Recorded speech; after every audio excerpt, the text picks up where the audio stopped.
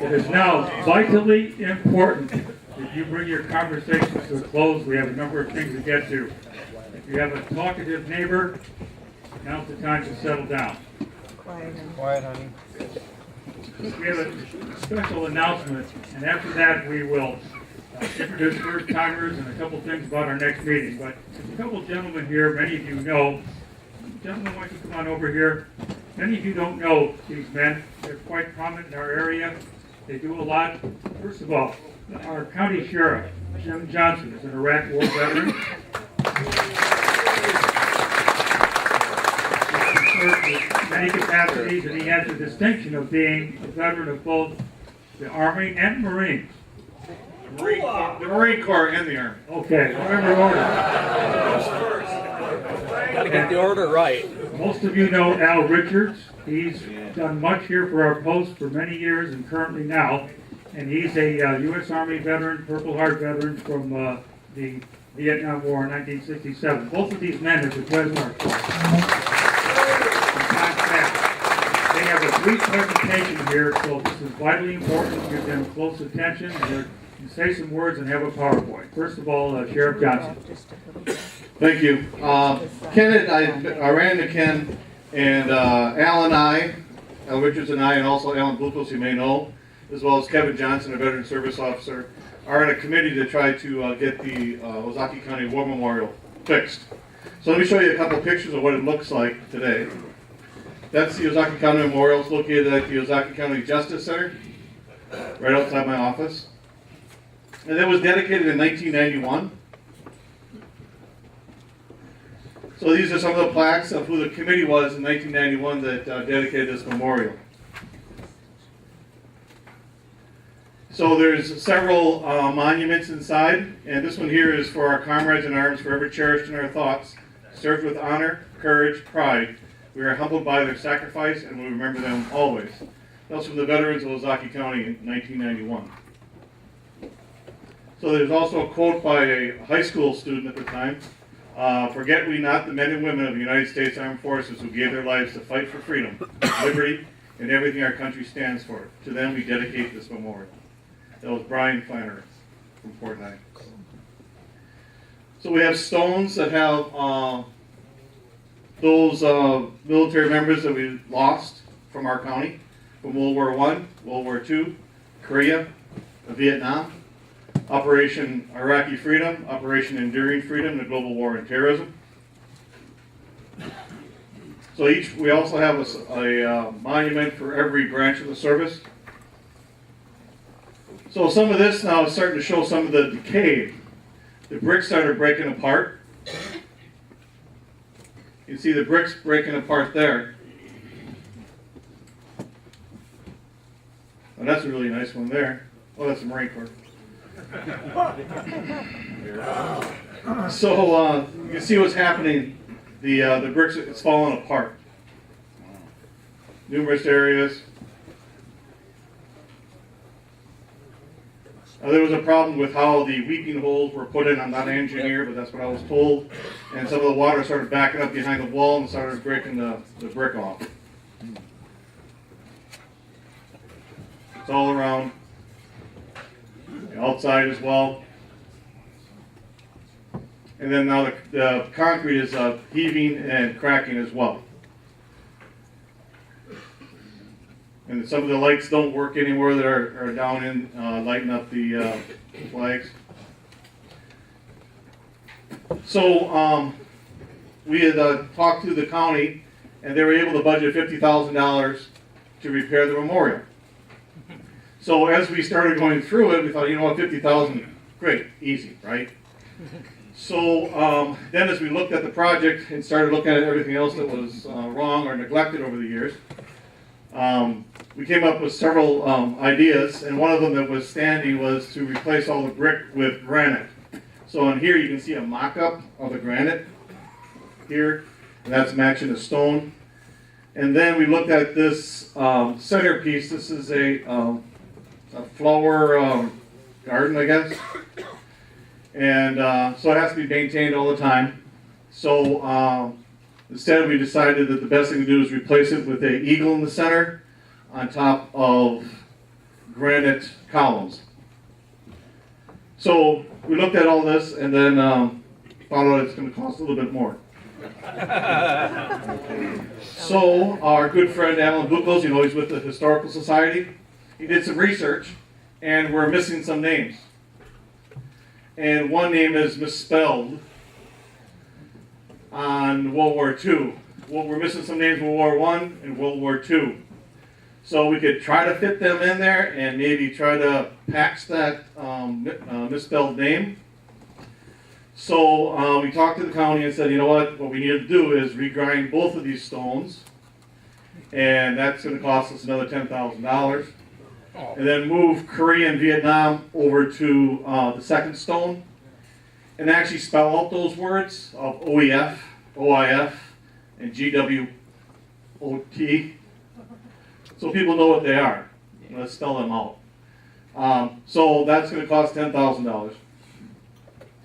So this is what we came up with a summary of work. The remove and replace with granite is $39,000.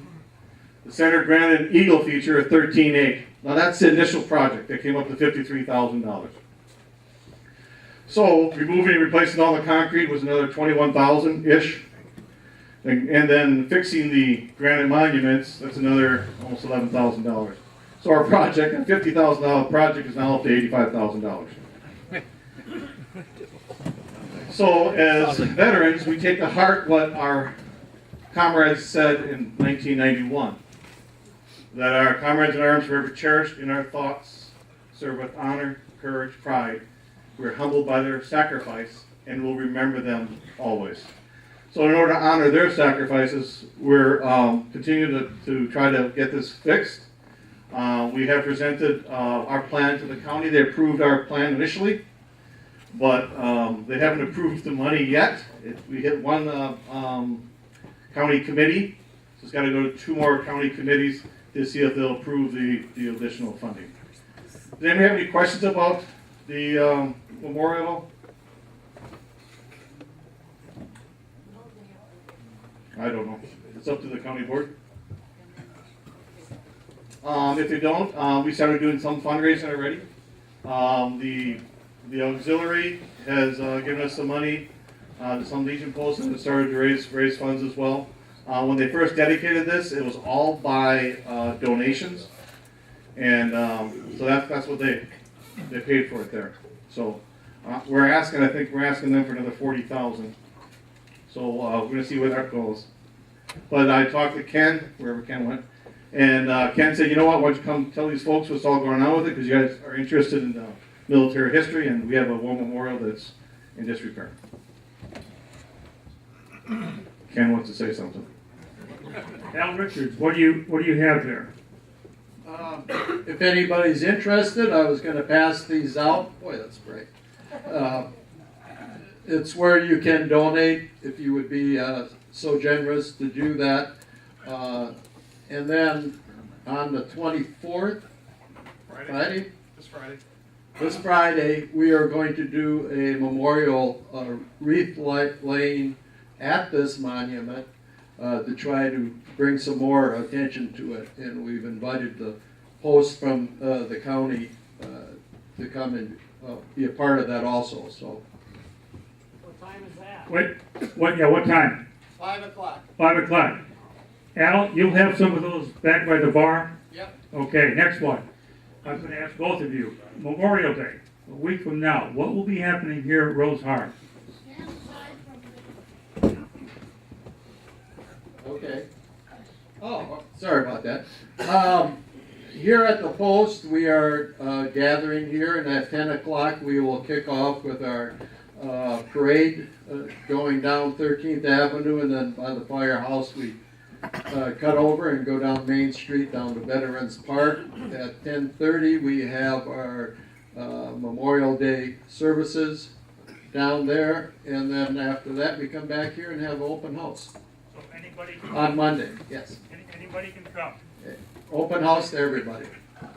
And Jim, you have some positions in Fort Washington, and what's happening with your end? In picturesque Port Washington, the parade begins at 10:30 at the admin center, the old courthouse, and meanders downtown to the Veterans Park by the band shell. And there's an awesome program. I'm the keynote speaker. So hopefully that rings true. I didn't say it was an awesome speaker, it was an awesome program. And then after that, we invite the kids that are in the parade for ice cream at the Legion Hall. So that's what we do there. Jim, Al, thank you for all you're doing and presenting this. So anybody who's interested, those will be back by the bar. Thank you, gentlemen.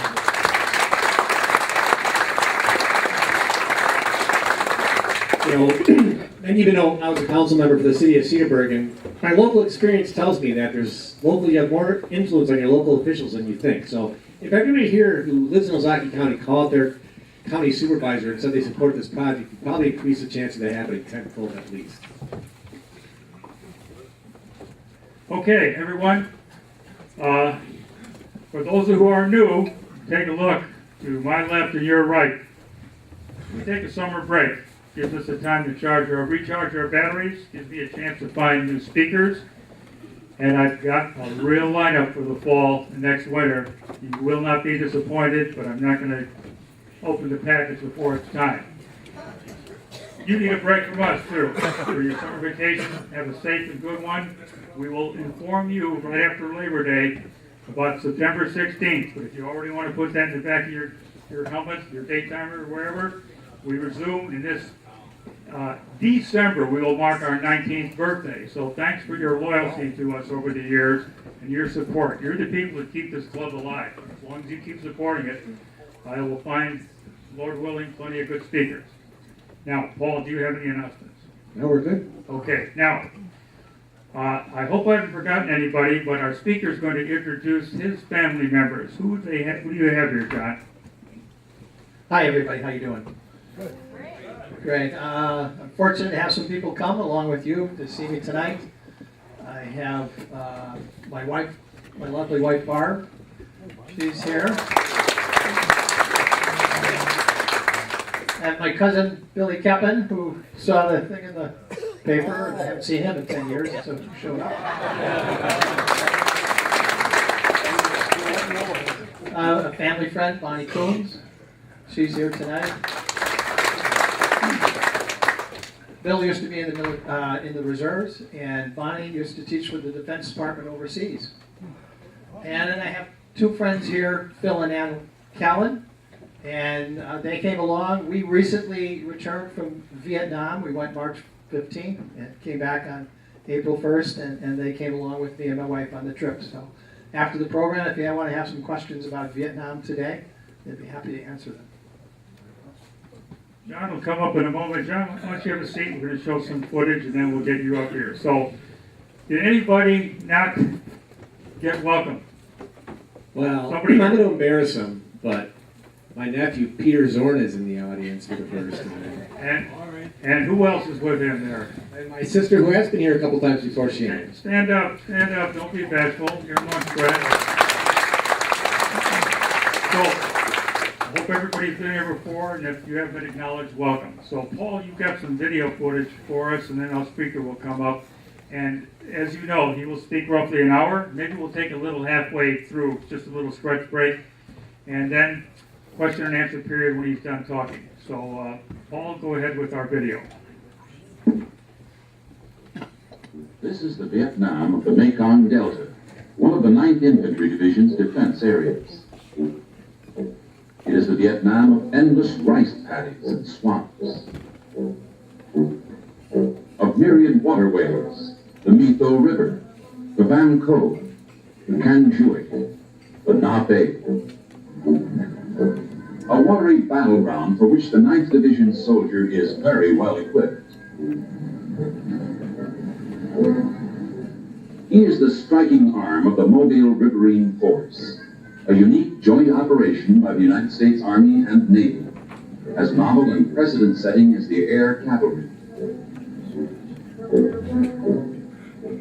To provide the payoff, as in all forms of war, both new and old, come the infantrymen. These are soldiers of the 9th Infantry Division. Their stout-hearted performance in battle has added luster to the nickname of Division I in World War II, the Old Reliables.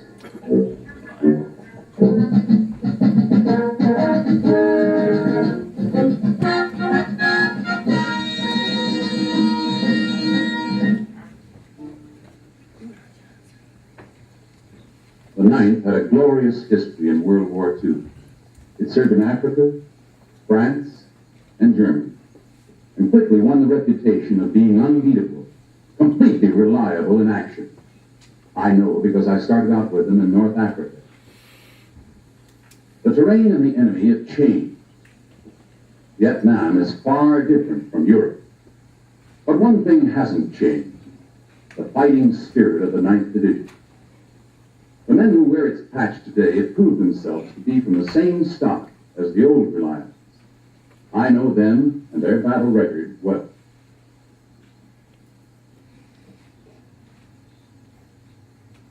I was assigned to the division's information office when it was reactivated for combat under the urgency of the Vietnam War. That was in February 1966 at Fort Riley, Kansas. In record time, the new 9th Division was transformed from a cadre of officers, non-coms, and a mass of recruits into a combat-ready division.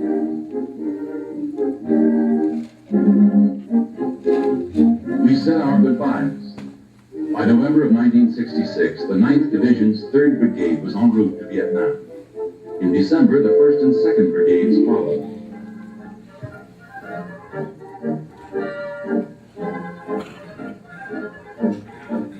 It was a long voyage, halfway around the world. Plenty of time for detailed training and calisthenics.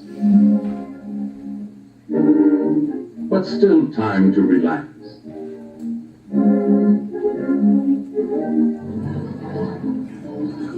In Vietnam, meanwhile, our base was being rushed to completion, expanded from a smaller camp led by the 1st Infantry Division.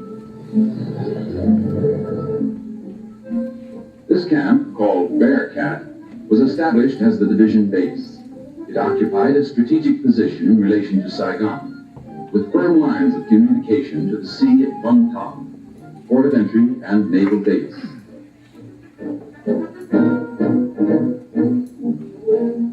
The 1st and 2nd Brigades came ashore at Vung Tau in January and February 1967. They were under the command of Major General G.S. Eckhart.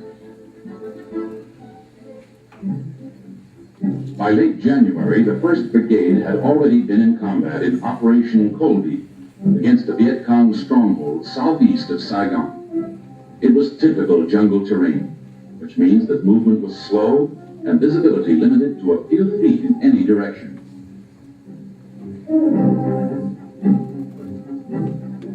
In some cases, the jungle was so dense we had to create a clearing for the helicopters to come in. They never failed to deliver the ammo, rations, and other supplies we needed.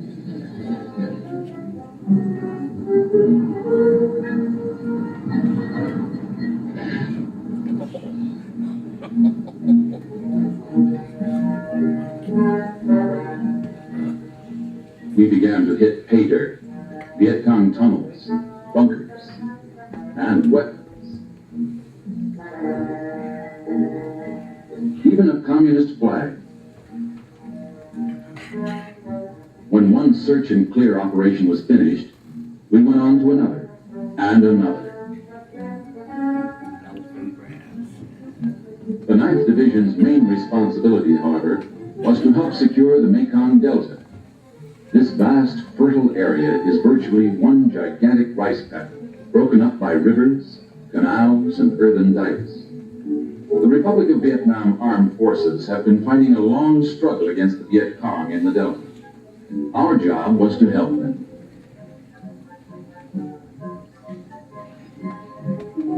It was decided to set up operations at Dong Tam, about 40 miles from Saigon on the My Tho River. The question was, where do you put troops when every square inch of dry ground is lived on by Vietnamese or used to grow food? The answer was, create your own dry land. The world's largest dredges brought up millions of tons of sand from the riverbed and made a base capable of supporting an entire division. Supplies would come in via land, sea, and air. Thanks to the engineers, the downtown base soon had its own airstrip, big enough to handle caribou-sized fixed-wing aircraft, as well as helicopters. A large force moved in right away. Not that we stayed on base very much. Most of the time, we were out in the rice paddies, scouting for the enemy, and learning how to operate in the deceptive terrain. What looks like a scenic rice paddy to the eye often feels like a swamp to the feet. You're lucky to keep moving, however slowly, in this watery muck. When it becomes more muddy than watery, a man can be completely immobilized. Getting stuck in a mud hole can be an exasperating experience.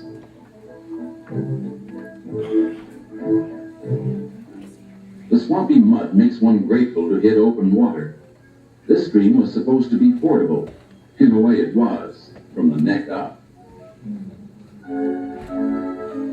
When the water gets too deep for treading, the men of the 9th Division turn on a little Yankee ingenuity, using an air mattress to float gear across a stream. Or by making a raft out of a poncho. For a 9th Division scout dog, a river crossing is no problem at all.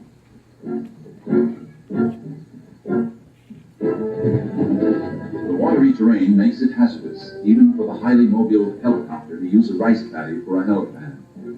A fairly hard earthen dike is much safer when it's available.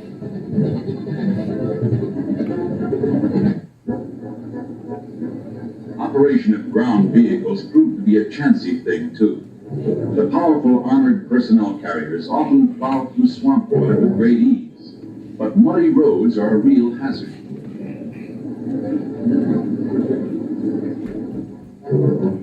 When you gamble on moving tracked vehicles on terrain like this, you can be a loser as often as not. The Delta proved to be a testing ground for machines as well as men. But as we got to know the lay of the land, we learned how to keep the armored personnel carriers moving.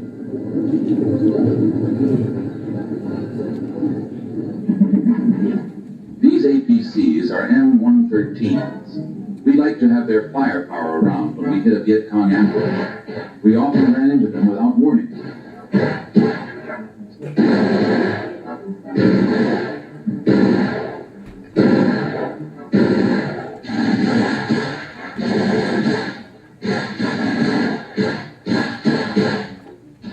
We never knew when a harmless-looking piece of scenery might explode with enemy fire or a booby trap. And there was always the difficulty of determining who was friendly and who wasn't. The Rat Kien area was full of tunnels and underground hiding places. Some were even underwater. We always left a grenade as a cone fire.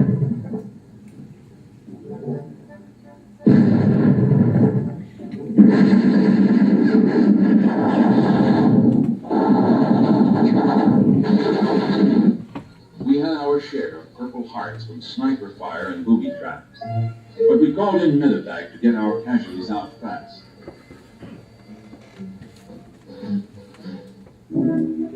Stopping didn't necessarily mean resting. We filled sandbags for our defensive perimeters. In 1 month, the 9th Division filled 500,000 sandbags. 500,000!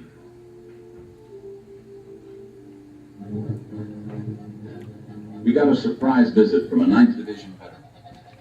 All right, that's all we're going to show for now. Just kind of want to give you a kind of a little more lighthearted look at what the conditions were like. 1 minute. So let's see if you can stand up. We'll get a quick stretch out, and then we'll bring on our speaker. Well, ladies and gentlemen, we're going to go back 50 years from now. And it seems like a long time, but it's really a short time in some of our memories.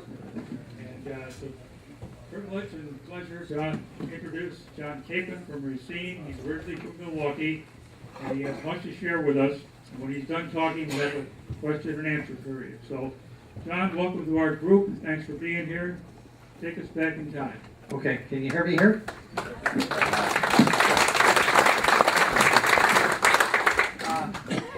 First off, I'd like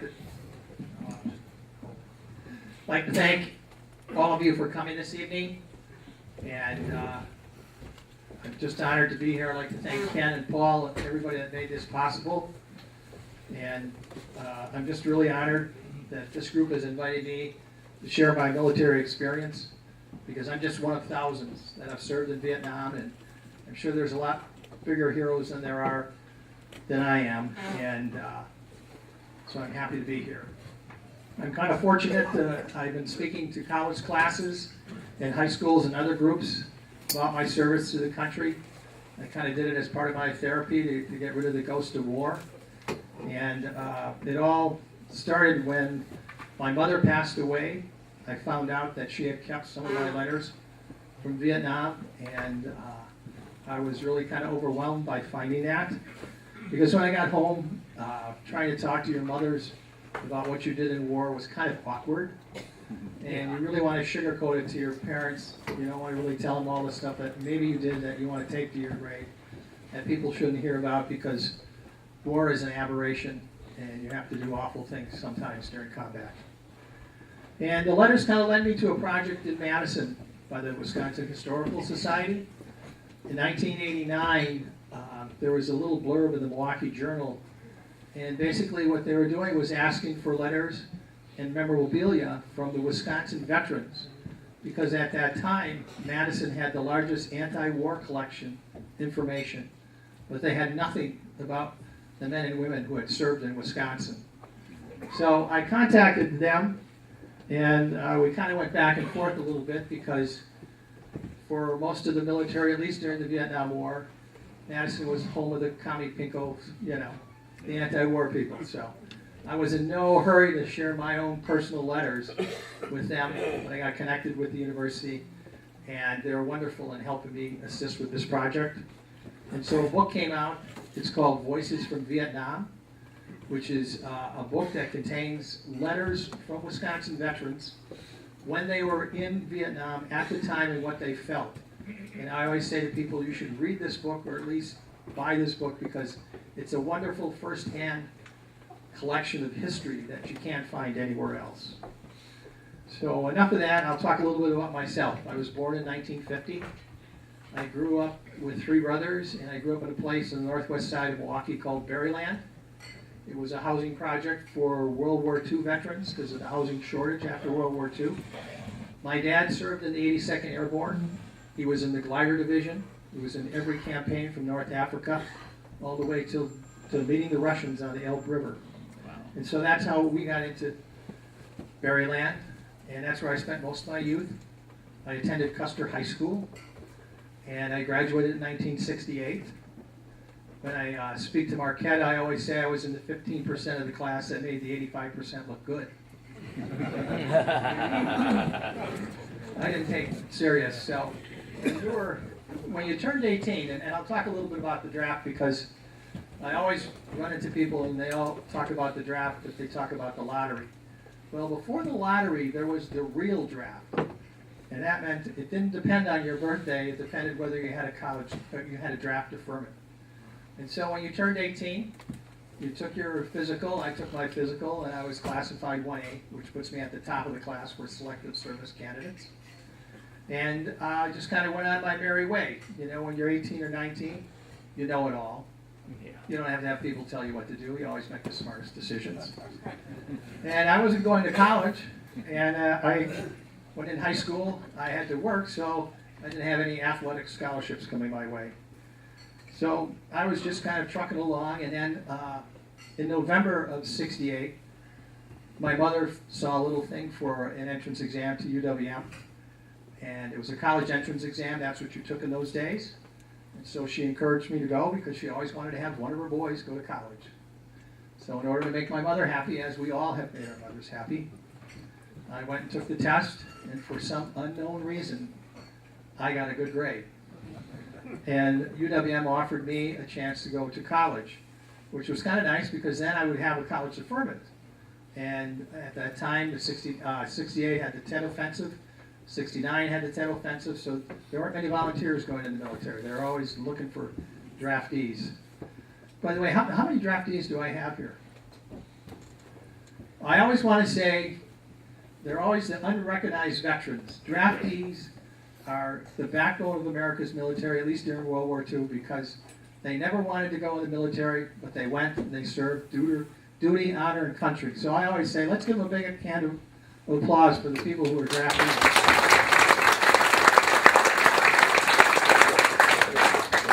So I had this college deferment in January of '69, but there was a caveat. I could only take 9 regular college credits and then 3 remedial.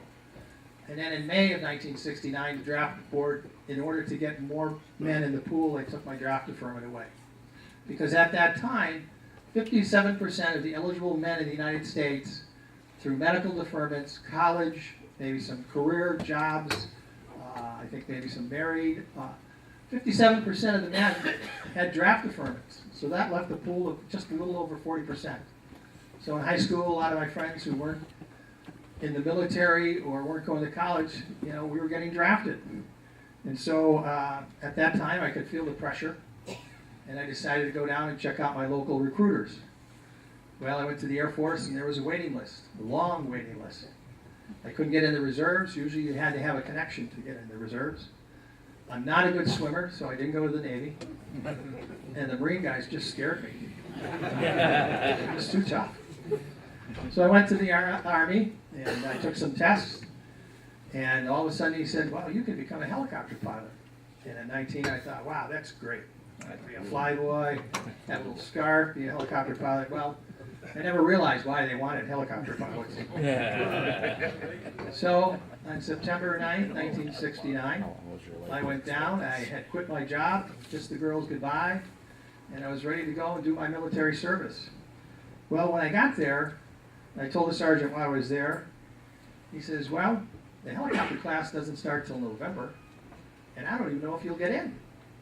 So I was a little discouraged, and I said, oh, well, I'm just going to go home and take my chances with the draft.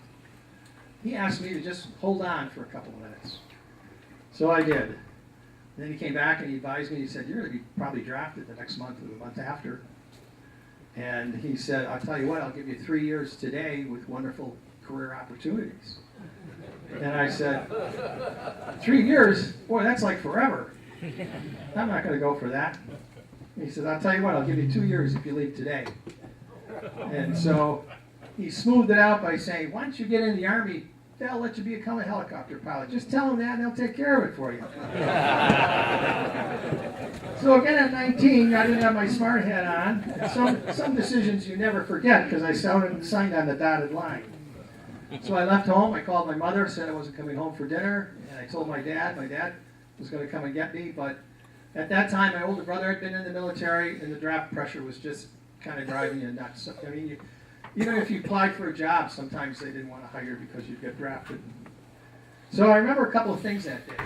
First off, you took the oath of enlistment, and then they informed you that once you take the oath of enlistment, you give up all your rights to the Constitution. You are now under the Code of Military Justice, which was kind of a shock to me. Military justice. And so as I was sitting there was a number of people there, draftees and recruitees, because recruitments, they were all waiting. The draft call had come, and they all came in, and so we're sitting around getting our first taste of hurry up and just wait around. And then all of a sudden in the room, a Marine sergeant walked in. He said to the officer in charge, he said, hey, I need 6 Marines today.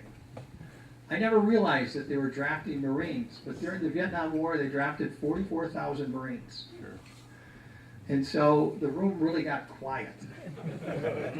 And so the sergeant, he wasn't getting the response that he wanted, so he kind of huffed and puffed.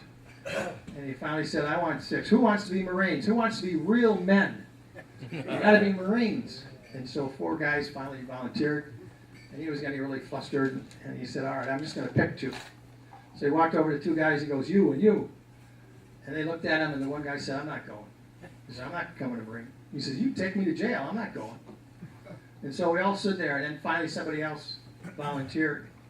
And I told this story to another Vietnam veteran, and he told me that when he got drafted, The day he was there, that same sergeant came into the room and said to the officer, "You gave me 6 of your shortest guys yesterday. Give me 6 of your tallest guys today."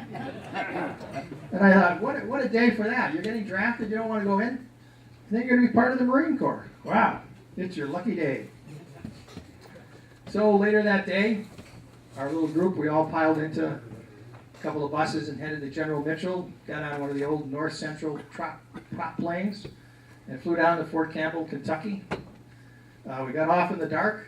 There are friendly sergeants barking orders at us, telling us to move around and get straight because we're in the Army now. You don't belong to your mother anymore. And if you've never been in the military, you'll never fully understand the transformation that you go through in basic and AIT training because your life has changed forever. In basic training, you learn the rules, regulations, practices, methods of military life. You suffer the consequences if you fail to follow the rules. You learn teamwork in oh so many ways. You become adaptable. You live with strangers, get along with difficult people, lose your privacy. One of the first things that I was amazed at is they had a big shower room, and in all the bathroom, all the stalls had no doors. So everything was out in the open. And you end up doing a certain amount of ridiculous things for the defense of your nation. This went on for 2 months. You get into a barracks.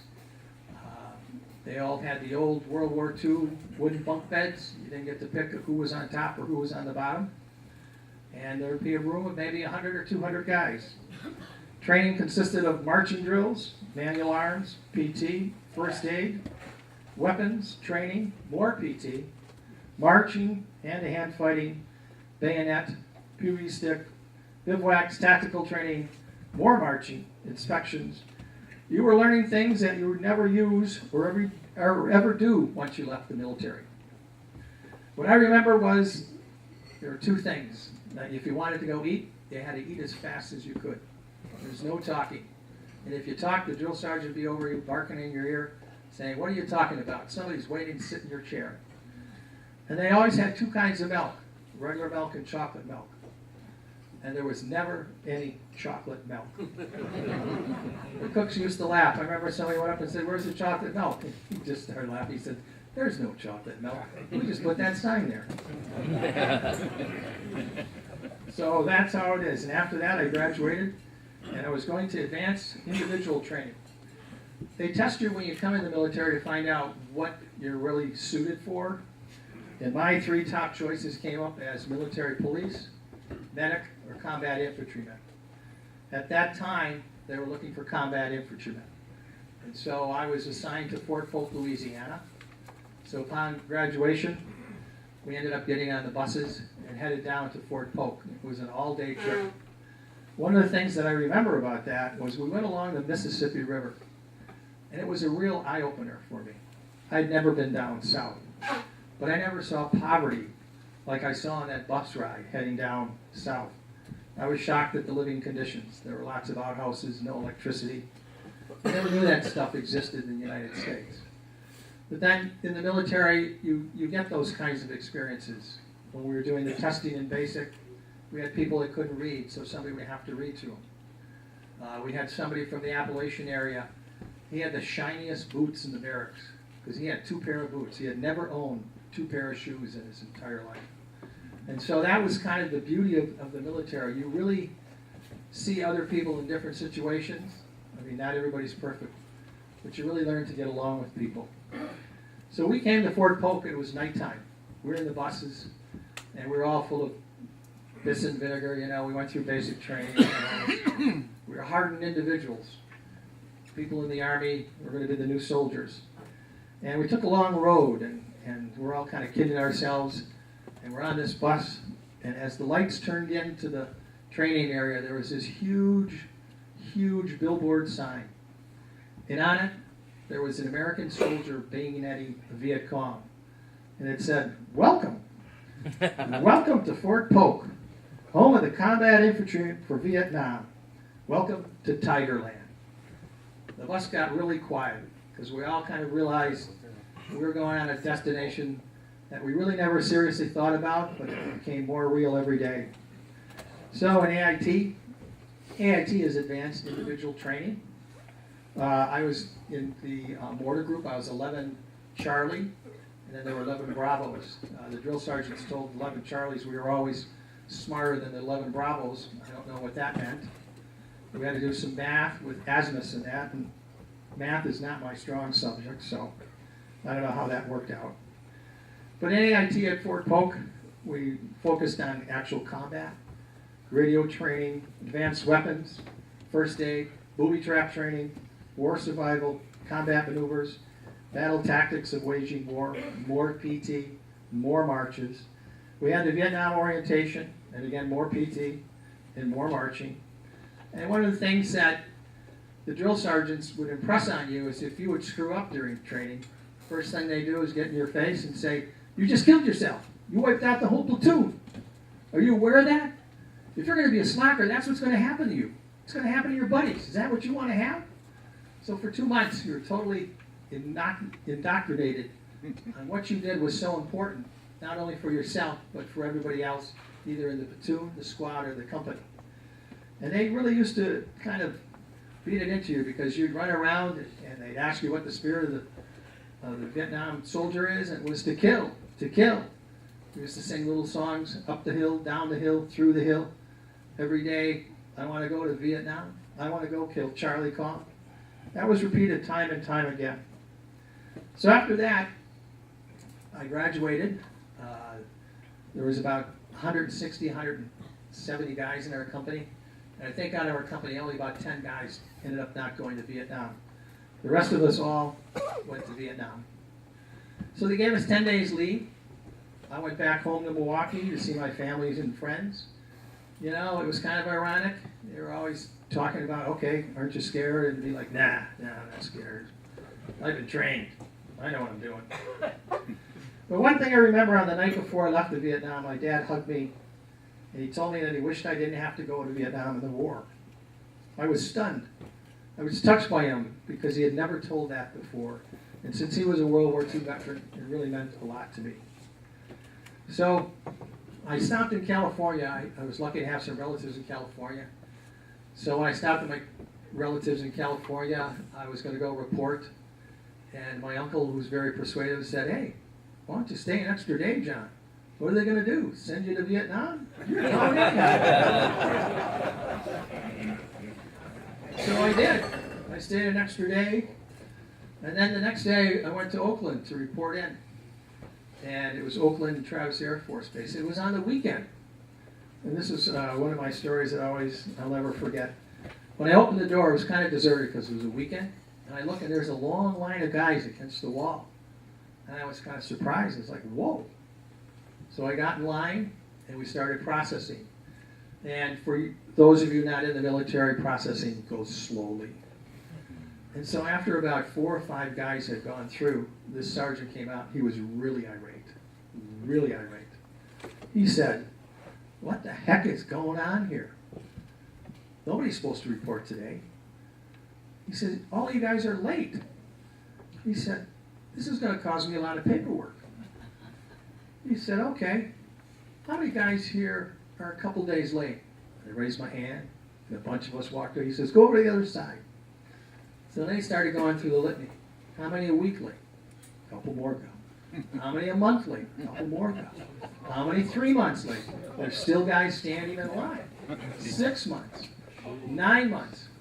Finally, there's just 3 guys left. And he's got to walk the long way. It's like from here to the bar, and they're at the end. And he's just steaming. And finally he says, "How many here less than a year?" And 2 more guys go over. And there's this one guy standing. He's in bell-bottom blue jeans with a tie-dye shirt. He has long hair, a beard, and the sergeant's trying to be as nice as he can. And he says, "Son, what are you doing here?" And the guy turned to him and said, "Sarge, I just want to serve my country." He literally went ballistic. And we all chuckled, and we watched him be taken out by the MPs, and it became aware to me that being in the military is a different world than the civilian world. So I got on a plane, we flew over to Vietnam, we stopped in Hawaii, and then we took the second part of our journey. It was mainly at night, but day was coming as the plane came over to Vietnam. And so the pilot got on the announcement and he said, take a look down there. You can see where you're going. And we looked out the windows, some of us that could. And there was a blue, beautiful ocean, and then there was this surge of green. It was just like a green, half the site was green, the other half was the ocean. So he said, hold on tight. We're going to take a little steep dive. We don't know. We don't want to have any anti-aircraft fire or any shots coming up to us. So we took this steep dive, and then we landed at Benoit Air Force Base. And you looked out the window, and I don't know if we were in the plane that long or what, but everything seemed so bright. You know, I thought maybe we're in heaven. Everything's really bright and shiny. And so as soon as the doors opened on that plane, with the heat and humidity, it just sucked the air out of your lungs. Literally sucked the air out of your lungs. And if everybody's been on that plane, they know what I'm talking about. And so right as the doors open, nice looking sergeant comes in, he starts barking orders. He's like, okay, this is going to be orderly, we're going to move. We just got mortared yesterday. So my officer's out first, non-coms behind him, and then you enlisted men. And so we kind of deplaned, and I remember walking down the stairs, and the heat was just coming over in waves. I was starting to perspire already. And looked around, and it was like out of a war scene. It was something out of the movies. There were jets, military jets screaming, taking off. There were helicopters flying in every direction. There were trucks driving around. There were jeeps, all kinds of activity. It was just a beehive of activity. And the smells. You smelled jet fuel. You smelled diesel fuel. You smelled kind of the rotten smell of the jungle, the rotting vegetation. There were trash piles burning all over the place. And so the enlisted men had to get into a separate line. And has anybody seen the movie Platoon? There's a scene when Charlie Sheen gets off the plane, and as he's walking to the terminal, there's all these other guys that are going to get on, because that's the Freedom Bird. That plane's going to take them back to the world. And in Vietnam, that's what we called it. We weren't going home. We were going back to the world, because that's what it seemed like to us. And so as I walked with the other new guys, there was a bunch of ragged veterans. They served their tour. They're ready to go home. And they started catcalling to us. They were going like, new meat, fresh meat. Jerry's, God, hope you guys make it. See ya, suckers. See you in a year from now. And all of a sudden, the reality just kept building, getting off the plane and seeing these guys that I was in Vietnam, and I was hoping I was going to make it for my whole tour. So we got into buses. Buses picked us up. We got on the buses, and they had screens on the window. One guy says to the driver, hey, there's screens on the window. What do you got that for? And the driver casually turns around and said, that's in case they want to throw a hand grenade in or something like that. That'll bounce it off. So we're all new and just, white as sheets. So we went to the processing station, and basically we had a couple hours of the doobies and dopies of combat. Went over the Geneva Convention, had survivor benefits. They wanted to make sure everybody had their survivor benefits. Who's going to get your benefits if you get killed? If you were killed in Vietnam, you got $10,000.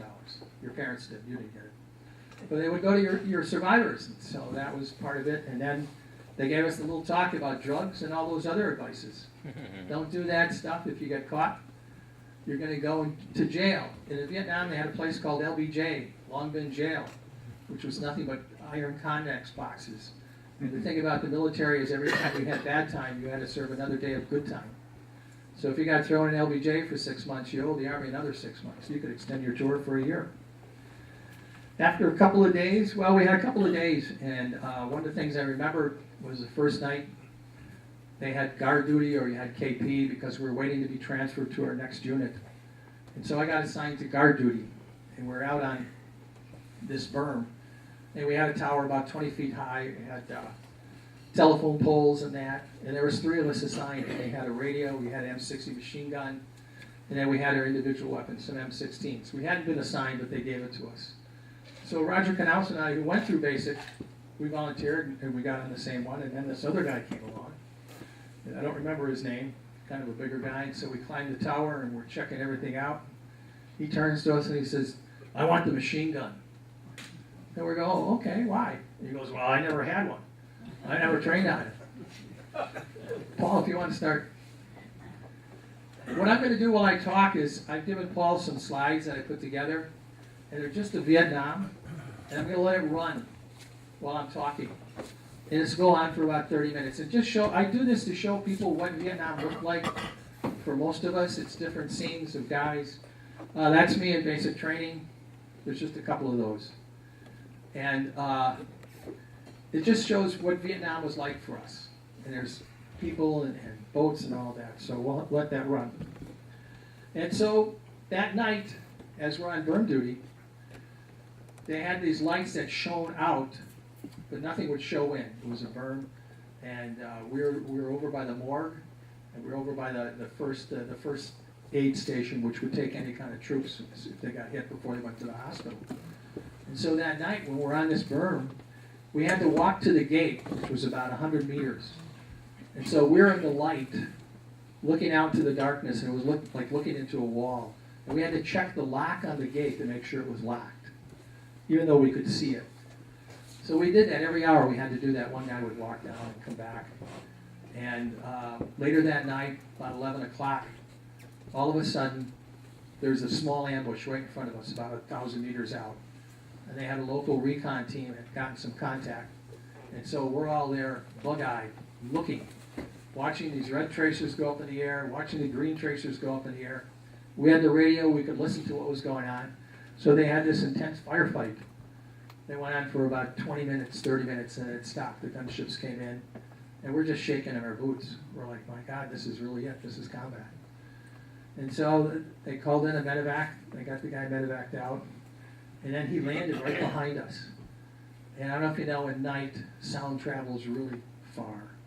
And so we could literally hear this guy screaming, calling for his mother, as they took him in and tried to stabilize him to get to the main hospital. And that was kind of like our first night on guard duty there. So we made it through the night, kind of came down, and then the next day we got picked up by a C-130, ended up going down to Tan Am, which was the 3rd Brigade, the 9th Infantry Division. The 1st and 2nd Brigades had gone home a little earlier as part of Nixon's Vietnamization. But the 3rd Brigade stayed behind, and they were, the main station was at Tan Am. So I went to Tan Am, and then I got assigned to a unit called 6th of the 31st. It was the Polar Bears. The nickname is the Polar Bears, which I always thought was kind of ironic, being in Vietnam and with a unit that you had a little polar bear as your patch. So we ended up being assigned to a place called Ben Luck, because they had the Ben Luck Bridge over one of the main rivers. And there was a small naval detachment, and that was the bridge that we were guarding, and we were working our missions out of there. Because we had 3 fire bases we worked out of. Fire base Chamberlain, one called Tran Coup, and that was like on an old French canal. It was long, it was just a little sliver. They had a Green Beret outfit there with some mercenaries. And then we had Fire Base Gettysburg, which was out on a place called the Plain of Reeds. The Plain of Reeds goes along the Cambodian border. It's like 40 by 160 miles, I guess. And it's flat. If you're in Vietnam and you see something over 25 feet in this area, you know it had to be man-made. Sorry, I stole your line there. But it was swamp, and it's so low that when the South China Sea goes out with the tide and comes back in, the rivers and the waters will raise 4 to 6 inches, depending on what time it is the tide. So we were in a real warm, wet region. And this was Long An Province, and with a couple other ones, and it was the tip of the rice producing area, and that's why we were there, to protect the farmers and to make sure the rice was harvested and got to port and got to the people. But most of the time, we were in areas that they called free fire zones. It was Indian country. They had evacuated the people out, and everybody was fair game whenever we moved there. And our area operation was along the Cambodian border. We had a lot of swamps, streams, rivers, marshes, and then again the Plain of Reeds. Part of this region had been occupied by the French, so we had places like the old sugar mill, the old French forts that we would ambush off of.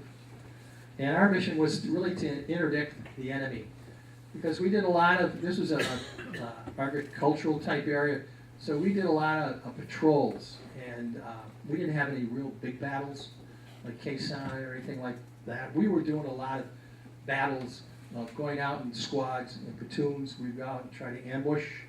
We'd be along the rivers, and we'd go into some of the swamp jungles. And our main job was to stop the NVA and the Vietnamese coming from Cambodia and going to Saigon. And we'd always look for weapon caches and bunkers. And most of our casualties were from booby traps and mines. We had some enemy contacts, and some guys would get killed and wounded. But a lot of times they were just short, sharp contacts. We were able to call in support.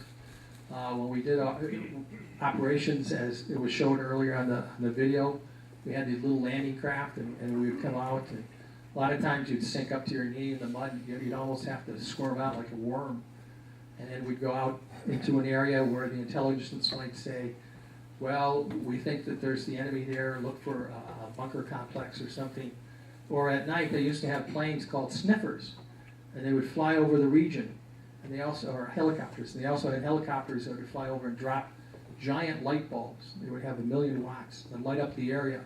And so what they would do is take pictures, and they look for things that the enemy might be doing. And when, based on that intelligence, we would go out.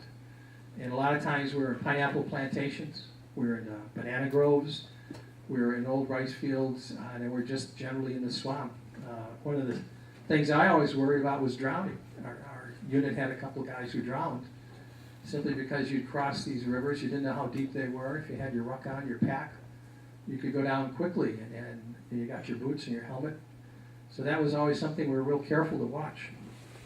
And with the booby traps, they would hang them in the trees, they would put them in the ground. They had tripwires on the trails. They had a thing called the Bouncing Betty, which had 3 prongs. If you stepped on it, it would pop up and it would explode around your waist, because the whole idea was really not to kill you, but it was to wound you, because their strategy was, for everybody wounded, there had to be 3 or 4 guys to take care of them. And then you had tripwires where they'd have hand grenades in these old tuna cans. And you'd walk by and trip the wire and pull the pin. And then they had old artillery rounds, 155s, 105s, some bombs, and they'd hang them in the trees. Or they do a remote control, whereas you would walk by and they would set it off electronically. They would do it through a wire, but those were always our things that we had to worry about. And I remember one time, one of my first times was a guy named Joe Donnelly from Milwaukee. We were going on a mission, and we were in this old pineapple plantation. And their plantations, they would have like a big hedge road, and then they would irrigate it by channeling water off the river. And so we're walking in the line. I was carrying the radio that day, and we're actually going back after doing some sweeping operations where we go out for a couple days, sweep an area, and then go back. And one of the things that we had to go back was to dry out, because if you get jungle rot, if you got jungle rot, your feet were no good. You get ringworm, you get all kinds of infections. Well, anyhow, we're going along, and Joe was carrying the radio. He was about 2 guys ahead of me, and he slipped and fell, and all of a sudden, I'm looking ahead, and I heard this clap like thunder, but I couldn't know what happened. And it was like time stopped, and everybody was kind of looking around, and finally the medic said, "Man down." And what Joe had done was slipped on the bank of this hedge, and he fell and hit a Bouncing Betty with his knee, and he landed on it. And he went underwater. And so the medic jumped in, he pulled him out, and then I was one of the closest guys. 2 of the guys in front of me and one of the guys back of me got hit. I don't know why I didn't get hit. But anyhow, we pulled him out and took his radio off. We laid down on the ground, and he was just moaning away. And we're like, "Joe, what's up? What's up?" And finally Roger looked at me, he says, "Well, there's blood coming out of his pant leg," because we used to cup our pant legs so the leeches wouldn't crawl. And so we cut his pants off, and all of a sudden all this blood spurted out. And the medic's looking at us, and we had our first aid packets, and his artery was literally flipping in my face because all the meat on his knee was gone. And he says, "Grab his artery." So I don't know what to do, and so I just put my hand down, held his artery down until we could bandage him up. And then we got him bandaged up, and we called in a chopper, and then the sergeant turns to us and he says, "All right, check for mines." And we're in knee-high grass. And so I looked at a couple of guys and like, well, I don't remember checking for mines like that. And the sergeant says, just start walking around. If we trip something, we know there's more mines than that. So we had to clear out an area 50 by 50. And that's kind of how our life was. You know, it was a very elusive enemy. They're really good at things that they did, like at Firebase Gettysburg, which was on this plain of reeds. It was like a firebase created, and we could only use it during the dry season. You couldn't use it in the wet season. It was underwater. It's close to an old French fort, and they had this thing called the air cushion vehicle, which was an experimental vehicle that the Army used. And basically, I don't know if you've seen it, goes on land and water. Well, this one was huge. And what we used to do was have a radar that would shoot across the Cambodian border, because we were only a click away from the Cambodian border. And if they had any movement, they would come at night on these little creeks, and they'd try to sneak by us. The radar would pick them up. And so once they picked them up, they'd send the air cushion vehicle out, and the air cushion vehicle would go out, and literally they would try to crush them. They would try to crush the DC. They didn't have to shoot them up, they would just kind of crush them. They get them on the radar, get a direction to go. Well, Charlie's not as dumb as we used to think he was. So one night, actually it happened during the day, during the day we're out at Firebase Gettysburg. And they had a couple of VC coming along. So the radar got, and the air cushion vehicle fired up, headed out to them. Well, Charlie had set a 500-pound bomb between them and the base. And so that air cushion vehicle ran over a 500-pound bomb and blew up. Extensive damage. We lost a couple of guys and a bunch of wounded. So those were the pitfalls that we always had when we were out there, mainly booby traps and all kinds of mines. You'd get into some sporadic contact. And it happened at night. Firebase Gettysburg, the other thing that was really nice about it was they had a canal and they had a little diving board. And so you'd go out, because I don't know if you're aware of it, but Vietnam is a very, very warm place in the southern part. My wife and I and some friends were there every day. The heat index is over 100. They only have 2 seasons, the dry and the wet. And so you'd come back and you'd jump into the canal and you could cool off. It was really nice. And so one day I came back and I noticed nobody's swimming. And I said, well, how come nobody's swimming? And one of the older guys go, well, they're dumping the bodies in the canal, so I don't want anybody to be going in there. And it was the enemy dead. They were just dumping them in the canal. We couldn't bury them. So that took away our little fun on that. And so we did this patrolling, doing our missions. And then what I call my Hollywood War came up. Because in May 1st, Nixon ordered the Cambodian incursion. And the 9th got the 3rd Brigade, remaining brigade, became part of the 25th. And we went into a place called the Dog's Face. And the Dog's Face was part of the NVA R&R Center. But that night we got pulled into the fire base, and we all loaded up with extra ammunition and food. And early in the morning we got the choppers, and we're on the helicopters. And before I get into that, one of the things I really would like to do is one more helicopter ride, because we would ride with the doors open and your feet were hanging out. I thought that was the biggest thrill of my life. So we're all in helicopters, and you get 8 or 9, and if you're on the edge, you could wave, and so there's 8 of us on an Eagle flight going in. And we could tell once we left Vietnam and got in Cambodia, because Vietnam, the border along Cambodia looked like the moon. There were more craters from mortars, artillery, B-52 strikes, all of that. And then as soon as we crossed the border of Cambodia, everything was peaceful. It was like going up north on the farms. There were no bomb craters, no nothing. And so we went and we landed in Cambodia. We landed into this village, and that's why I say it's my Hollywood war story, because when we sat down, we jumped off the helicopters. It was early in the morning. There was a temporary Firebase Seminole. The artillery was firing. There were tanks and tracks riding around. We're in the middle of the village. All the houses are burning. They had come through. The Arvins the mechanized had battled them already. You got down, you got off the helicopter, it was dirt, rice paddies. You went into the prone and you started looking around, and I could see guys, little guys in front of you running around. They were like 200 meters away. which is too far from my M16, and we're just going like, okay, there's guys, they're running all over, they see us, they're grabbing their bikes and their supplies, and they're heading out. And so all this is going on, the jets are screaming, there's helicopters, and I thought, God, I'm just like in this movie that you see on the screen. And as we're lying there, our colonel comes in. It was Colonel, I think his name was Gervin. We used to call him the Gray Ghost, because he had really gray hair. And this is like out of the movie Apocalypse Now. He gets off the helicopter, and we're all standing there, we're all wide-eyed, we're in a new place, enemies all around. He gets off and he starts going on about it. Boy, he loves this. This is war. This is the best thing ever. He's got strapped 45s with pearl handles. And then he takes off and he starts fatigues, and we're like, oh my God. So then next to us, Bravo Company comes in, and first chopper hits, 2 guys jump off, they're blown right back in the helicopter. They had landed in the minefield. So the first 4 choppers, they took off. We had to go over and get a couple of the wounded guys and pull them out. And that was the first day in Cambodia. And I was like, this is really what it's all about. This is the real war.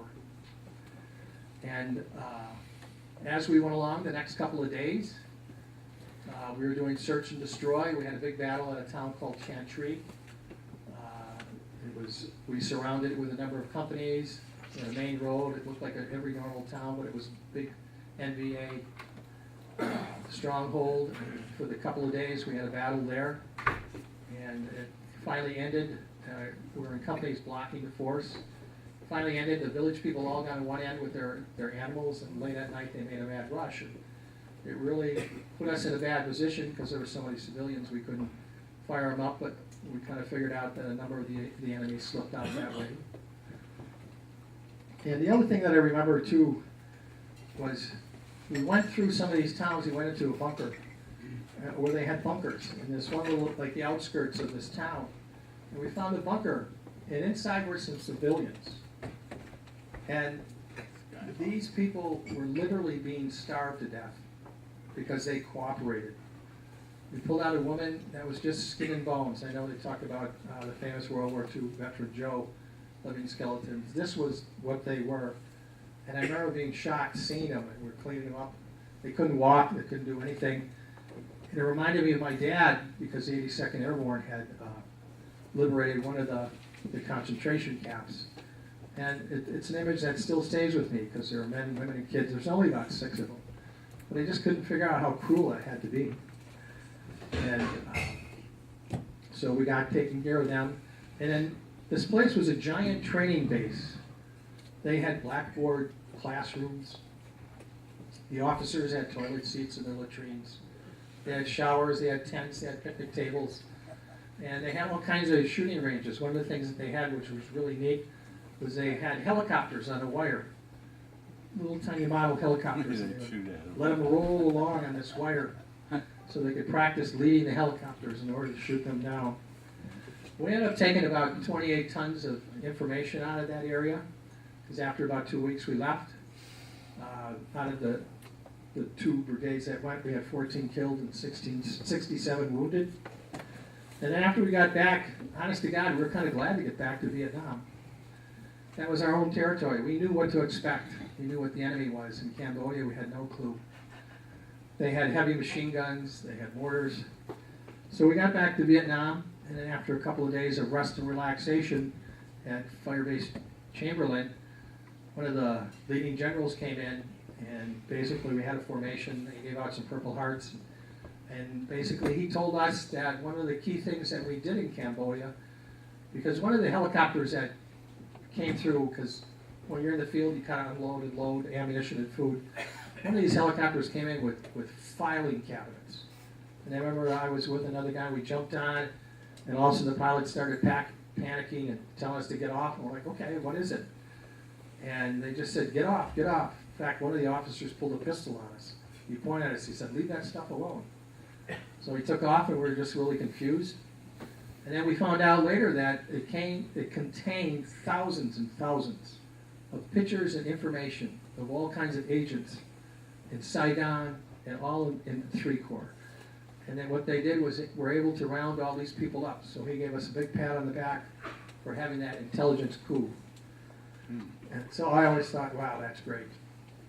So after that, we started just working the Cambodian border, and things during Cambodia were slower. And what I mean was, you'd still get sniper fire, you still get mortar fire, but it wasn't something that you would run into on a daily basis. In fact, we hardly ran into any what we would call contacts.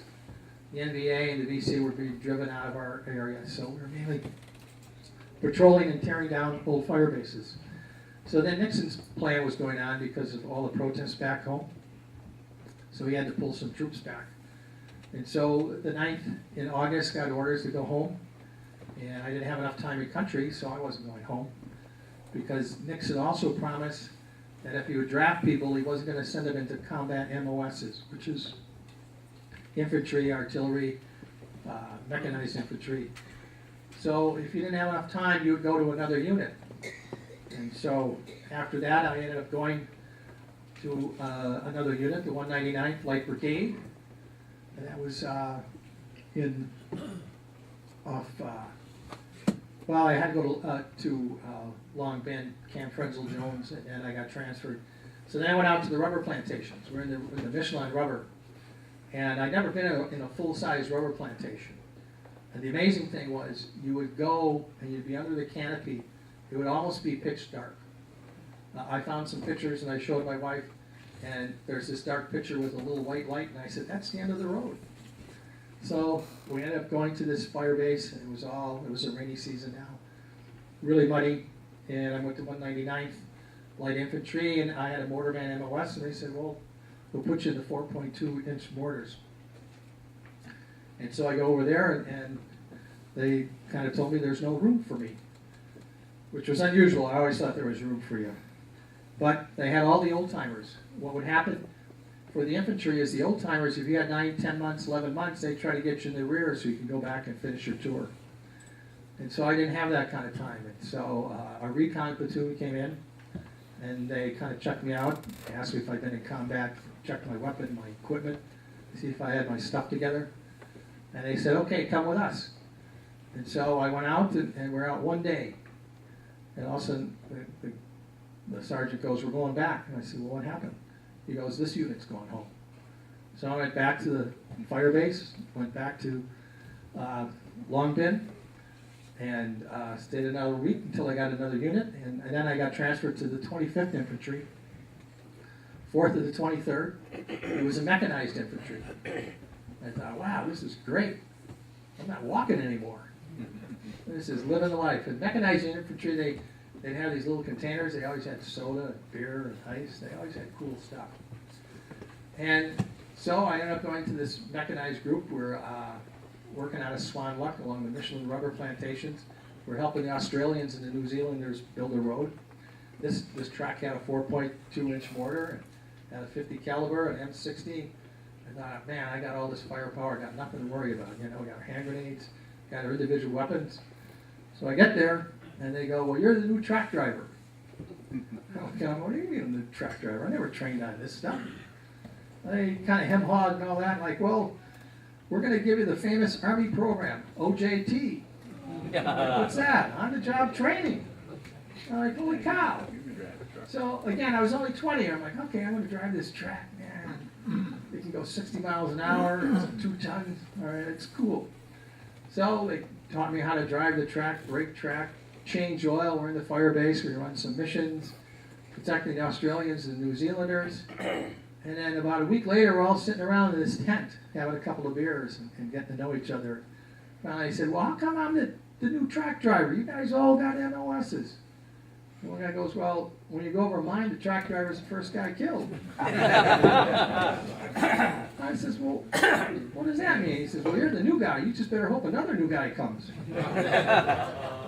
So, going along with that theme, we used to have to drive to Swan Luck, which is the main base, to get diesel fuel. And in the morning, they would have a road security go through. And so what you would do would be keep your eyes on the tracks ahead of you. The road security would go, they'd clear it, and we could go get refueled. And so I'm driving the track along, and I come around this bend, and all of a sudden we notice there's 3 or 4 tracks over on the side, about 100 yards ahead. One of the tracks is over on the side, and then we notice the little hole. and that track had hit a mine. And I'm like, all right, I don't know what to do. So I slow down, I keep going, and as I'm going by, there's all these guys going like this, waiting for me to hit the next mine. And the truck driver starts pounding me on the head. He says, what are you doing? I says, I don't know, what do you want me to do? You're the commander. He said, stop. So we stopped. We had this discussion, and he goes, well, go ahead, but just go slow. I'm like, okay, thanks a lot. So we did that for 2 months, and then that unit went home. As you can see, there's a theme going on here. And so I went back to Log Dead. I got reassigned to the 25th because they sent the brigade home. And I ended up going to the 1st to the 27th, the Wolfhounds, which is a famous 25th unit. And basically I went back to my old job, pounding ground. We were around the Hobo Woods, around the Coochie Tunnels. I was back to carrying the radio, being an assistant machine gunner, doing all of that. And the Coochie Tunnels were always elusive to us. There was one time, at a time when we lost 3 guys. One guy had fell down a tunnel, and he died of asphyxiation. There was some strange fumes, and the medic died going in. We had ropes trying to pull him out, get him in and pull him out.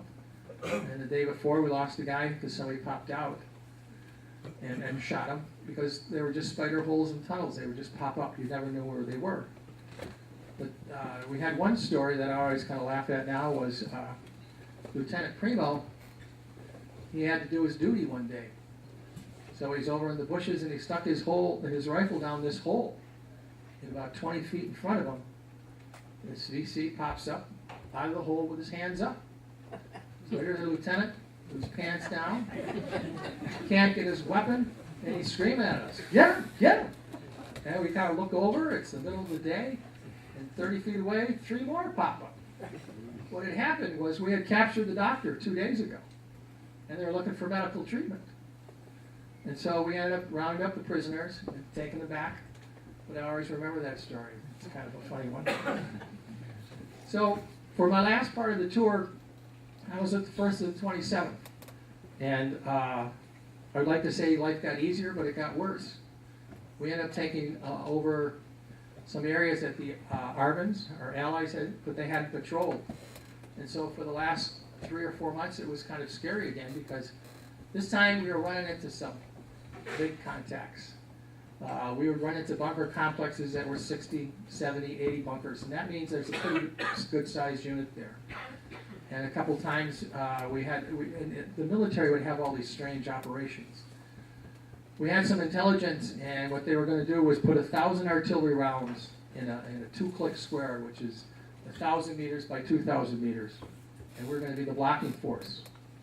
So we went up at our positions, and they started this barrage that was only going to last an hour. What a lot of people don't realize is 1 out of every 10 artillery rounds in Vietnam was basically a dud. Same with hand grenades. I mean, we get bad lots. And so as we dug in, I was there old enough, the guys were saying, what are you doing? I'm like, dig in, find a tree, hide. Because as these rounds would come over us from all kinds of directions, there'd be ones behind us exploding. Luckily, nobody got hurt. But we went into this area, and there was all these giant trees, and they were just all blown up. They're all on their sides, and so we tried to sweep through it the best we can.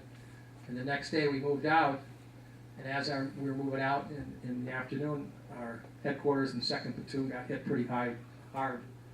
And what happened, we had just missed this NVA unit by 1,000 meters, and they were just waiting until the unit split up.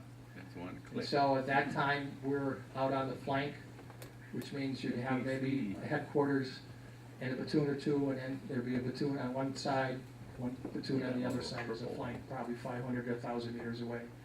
They got hit, and so we had to come bail them out. And so we literally had to walk through bullets coming from our own troops as we had to get to them, because they were hit pretty hard. They had snipers tied up in the trees. They were hit by a good-sized company. They had lost people. And so we got there, and we basically got in time. It came at night. We finally got there at night because you had to cut your way through the jungle. And I remember one guy, Tony, he was from New York, and it was just horrible for him because he dropped his glasses. So we had to stop a little bit so he could get his glasses, because we needed everybody. A lot of people don't realize that most platoons in companies in Vietnam were always under strength. If you had 80 or 85%, you're considered full strength. We were usually 60 or 60%. So we came in that night and we helped establish a perimeter. We had to get real tight.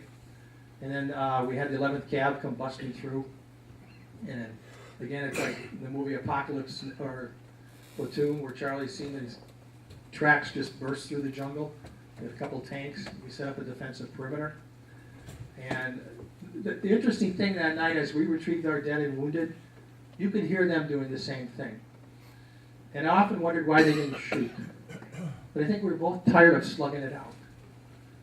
And so the next morning when we started to sweep the perimeter, where a couple of us had set up, we had found some wounded guys. And there was one VC that or NVA been hit in the head. And so he was barely alive. But what they had done was taped his hand to a clicker, to some Claymore mines. And it turned out to be just 10 feet from where we were sleeping. If he would have woke up and jerked and clicked it, it would have given an electronic current to let those mines go off.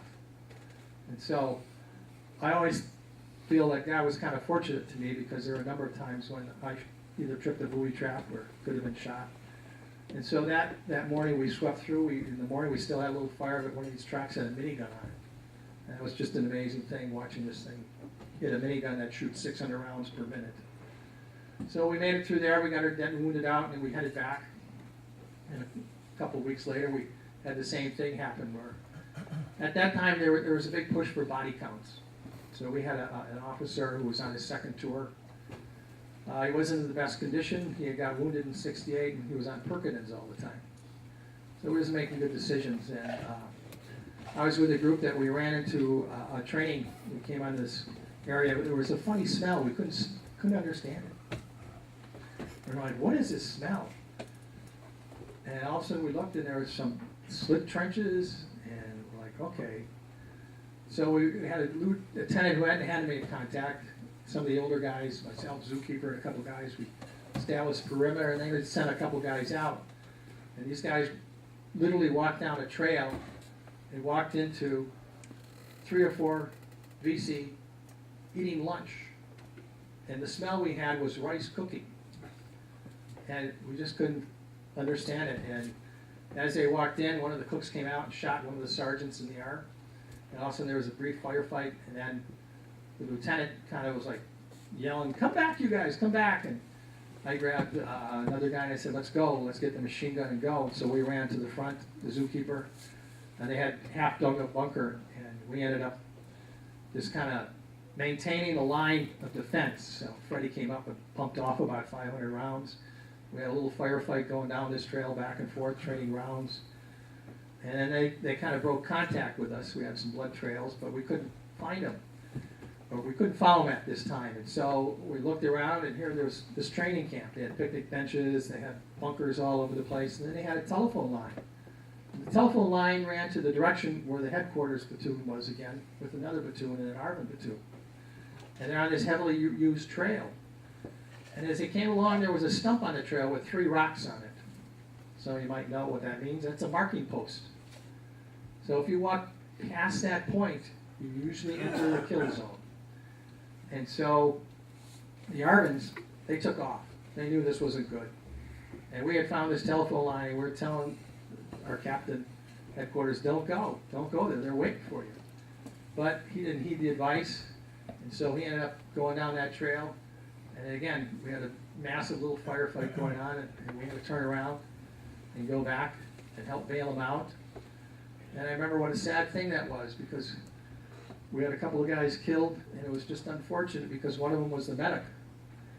And his sad story was he had gone to Hawaii, patch up his marriage, and a week later he got his divorce papers in the mail. So he was killed. I had to go out and help retrieve his body, and we got him out. And so the next week we were in this bunker complex just blowing up bunkers. And then all of a sudden my line number came up. And if you're not familiar in the field, they don't use your names, but they use a line number. And so somebody came up to me and they said, "Crusher." My nickname was Crusher. everybody had a nickname. And so when I walked up to see the zookeeper, I had really blonde hair, and he said, "Where are you from?" I said, "Milwaukee." "You know the Crusher?" I said, "You mean the Bruiser too?" He goes, "Your name's Crusher." And so that was my nickname. So they came up to me and said, "Crusher, the LT wants you." And so I walked over to the LT, and he says, "Get your stuff, you're going home." So I had 2 hours to pack up and say my goodbyes. I had a little rummage sale with my equipment because you couldn't always get, D-rings were a big thing because you could hang canteens on it. I always carried about 13 canteens. Handed out my extra canteens. We had to cut, just like in the video, we had to cut a little hole in the jungle. Little loach came in, I had a pith helmet. It was my souvenir. I got in the chopper and there was 2 helicopter pilots that were really excited about this pith helmet. I knew I didn't have time to register it, so I said, "Here, you guys have it." It was like Christmas for them. They thought it was great.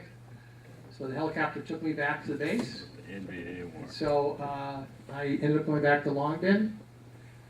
And after 3 days, I got my orders to go home. And on March 29th, 1971, I went home. And I'd spent 401 days in combat. I was 20 years old. And so I went back and I processed out. And one of the sad things that happened was the officers would tell you, "Go back home, don't do anything. Don't even bother telling them where you've been. People don't care. Just go back home and live your normal life." And so I got back home. I remember meeting my mom at the airport, and she looked at me and she said, "John, you look the same. You haven't changed." And I thought, you have no idea. Yeah. You have no idea what I've been through. And so I was so happy to be home. I noticed the lights went on. John, do you want me to start? 5 minutes, you got 5 minutes. Yeah. What's your name? Sure. I recently went back to Vietnam, March 15th to April 1st, with this lovely couple here and my wife.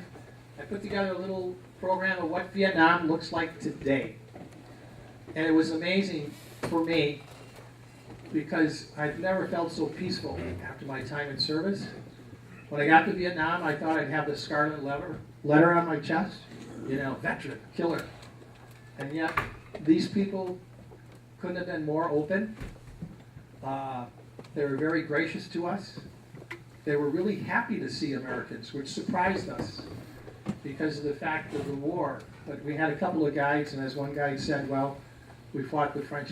The first guide was in Hanoi, and his grandfather fought against the French. His father was an NVA, fought against us. And he said that, well, we fought this war, we fought the Americans, we invaded Cambodia, China invaded us in 1979. So it wasn't like we had a giant stigma. And the other thing that was very surprising was we asked them if you liked America. And what they said was, we like America.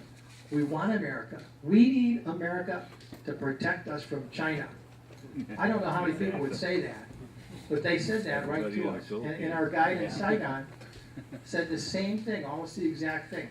They really look to Americans for support, which to me I just found very, very surprising after what we did to the country.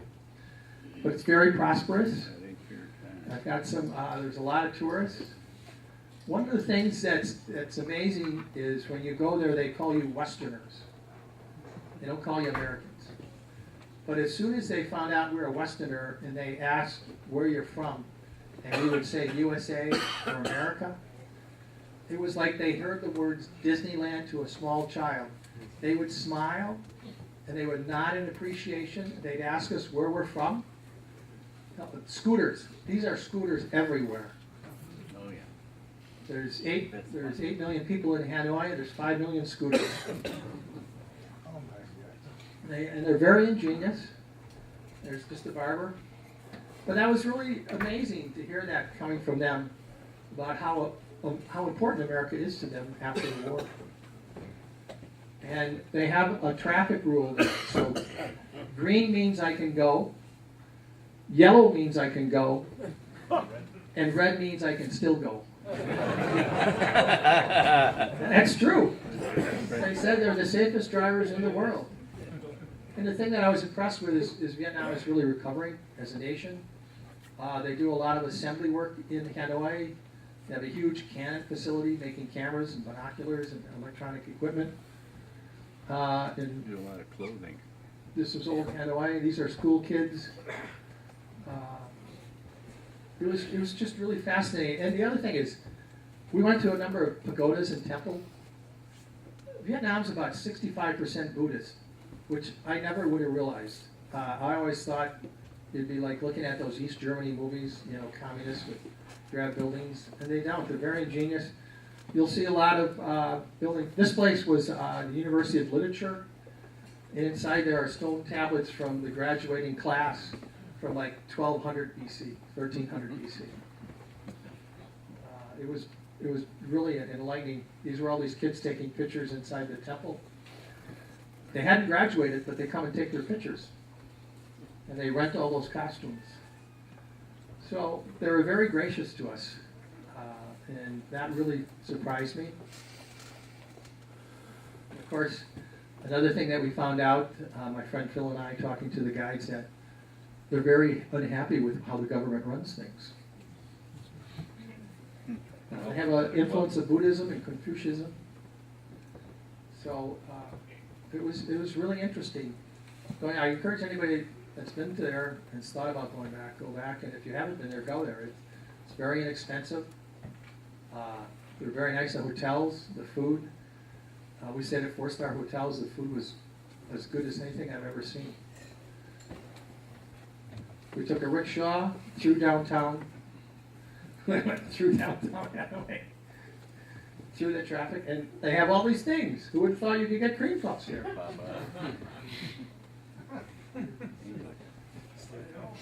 This is a slice of the old and the new. They have a lot of the buildings are 2 or 3 stories, and whoever buys it, and this is the other amazing thing, their trucks. Their trucks are all over the place. But the buildings are 2 to 3 stories, and what happens is they'll buy a building, and on the bottom floor is always a store or a shop. And they have all these food things, and so I was kind of wondering, like, gosh, you know, who eats all of this stuff? And then we found out that a lot of the rural farm, there's your electrical connections. A lot of the rural people will come to the cities, and when they rent a room, they'll just rent a room. They're not allowed to cook in their rooms. They can't hook up any appliances. So every day there's a daily journey to go down and eat on the street and gather their daily meals and anything they got to take back.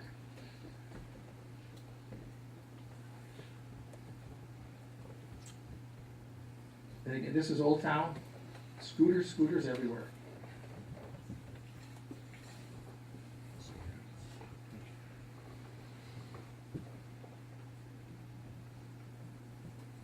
And if you're wondering about the currency rate, $50 will get you 1,160,000 Vietnamese dong.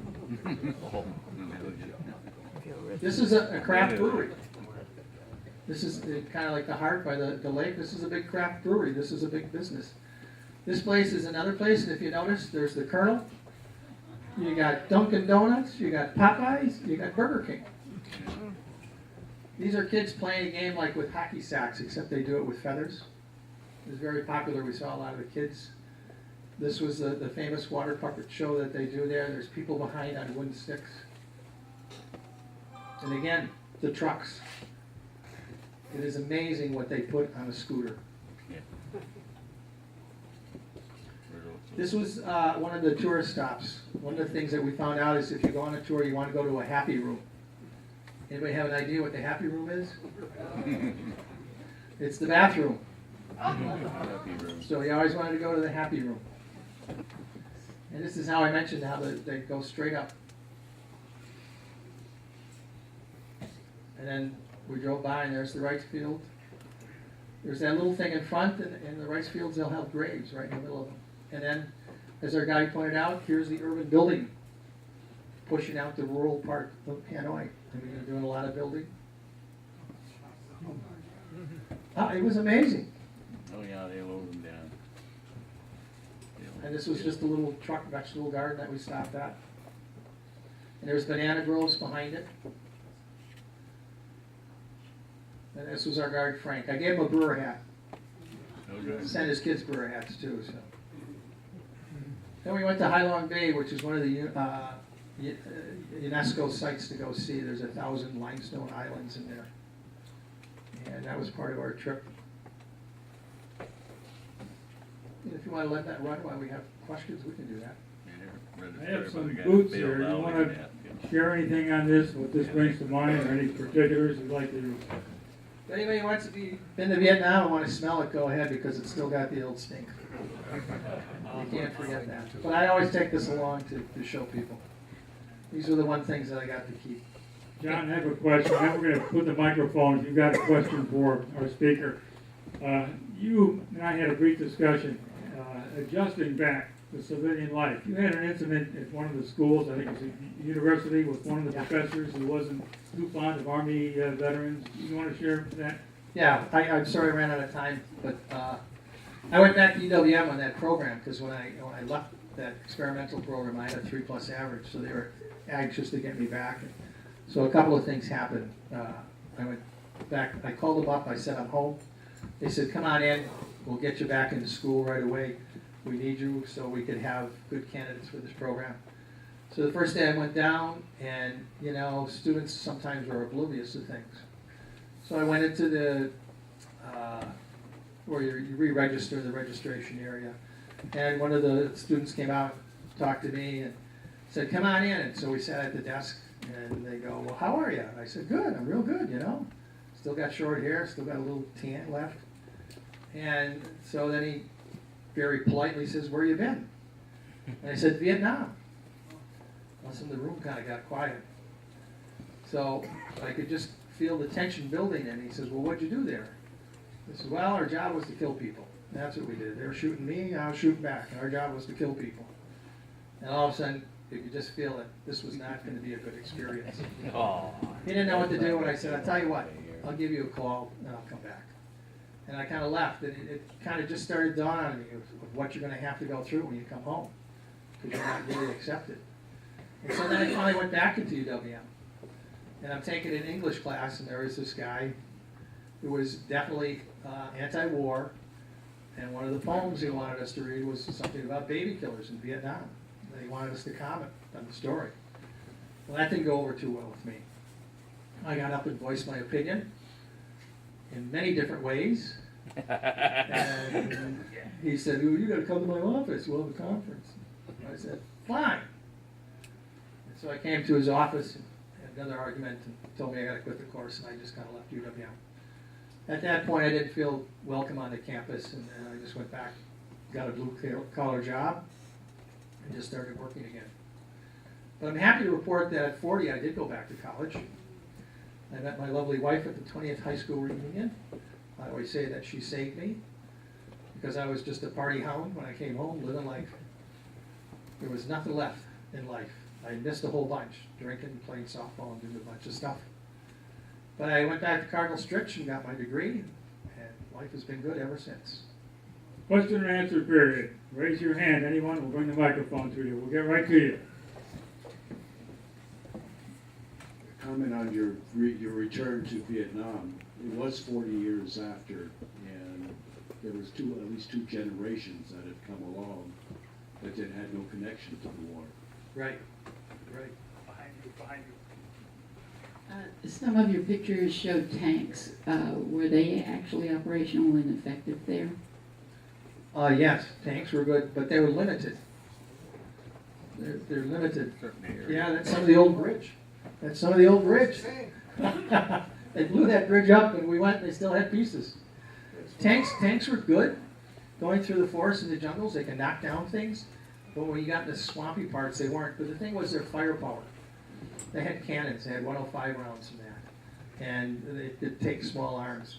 We didn't do much with the tanks. The mechanized unit I had were only tracks. They had 114 tracks. But what we did, like the time that I said, like in platoon, when they came busting out, they had a nice tank there for us. It was a very welcome sight. And my question was if you had brought any pictures of Ben Luck. So I see, yeah. That's a big city now. Yeah, as I was talking to him, he's been there. When we were in Vietnam, Ben Luck was a village of 600 people. Right now it's 130,000 people. They're the largest manufacturer of Nike and Adidas shoes. The other thing that was interesting in Vietnam was when we talked to our guides, and they have a lot of markets with souvenirs, and that's what we're there, to spend money. Things are cheap. But we were talking to Frank, his name was actually Bob, but Frank said, when you go buy souvenirs, if it's really cheap, don't buy it, because it's probably made in China. which is true. And the thing is, as we drove around the city, there are stores that advertise made in Vietnam. So they really encourage the Vietnamese to buy their local products. And we wanted to tell them that Kohl's is selling all kinds of stuff like that. John, have you had reunions with any of your fellows that you've been over there with? You've been able to link up or have any associations? Very early when I came back from Vietnam, I went and saw the zookeeper. And I used to call him up at 2 o'clock in the morning when the bars closed, and his wife put the kibosh on that. And I haven't seen him since, but I was very fortunate a couple of years ago. The 31st Infantry had a reunion, and a guy named Mundo Rios, who was another radio operator, saw my name and called me up. And we've been emailing and talking, and we're going to probably get together this year and go down and visit him. So I'm really happy. I'm looking forward to that. John, we're going to wrap up in a little bit. I'm going to ask you for closing comments after I say a few words. Final reflections here as we wrap up our evening. Everybody have a good summer, a safe summer. Drive safely, have a good time. And when the leaves start turning colors, you'll hear from us on the 16th is our next dinner. Tell a friend, bring a friend. And we thank you so much for all of your enthusiasm with our group and your support. So John, closing comments here with our room full of people. What would you like to leave with us here after 50 years?